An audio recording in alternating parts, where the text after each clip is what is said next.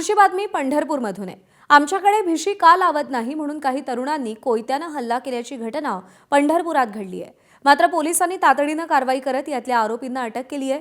यामध्ये काही राजकीय गुन्हेगार असल्याने पोलीस कितपत कारवाई करतील अशी शंका होती। मात्र गुन्हेगारीच्या विरोधात पोलीस ॲक्शन मोडवर आले असून यातीलच 9 आरोपींचा पोलिसांनी शोध घेतला आणि आरोपींची धिंड काढल्याने पोलीस ॲक्शन मोडवर आल्याचे दिसून येत आहे।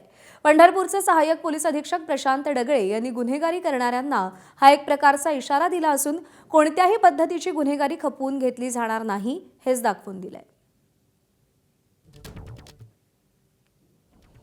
तर पंढरपूरमध्ये ही घटना घडलेली आहे। आमच्याकडे भिशी का लावत नाही असं म्हणत काही तरुणांनी कोयत्याने हल्ला केला होता।